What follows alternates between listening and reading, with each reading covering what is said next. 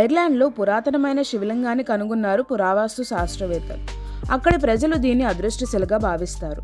ఈ శివలింగం ఐర్లాండ్లో కనిపిస్తుంది మరియు జానపద కథల ప్రకారం ఇది రాతియుగం కంటే పురాతనమైనదని చెబుతున్నారు.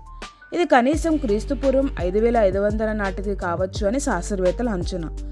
ఈ శివలింగాన్ని ఎన్నోసార్లు ధ్వంసం చేయడానికి ప్రయత్నించినా అది వీలు పడలేదంట. అయితే మరింత ఆసక్తికరమైన విషయం ఏమిటంటే ఈ శివలింగం పక్కన ప్రధాన శక్తి శాఖలో మహావిద్యా సంప్రదాయంతో సంబంధం ఉన్న తారాదేవి ఆలయం ఉంది.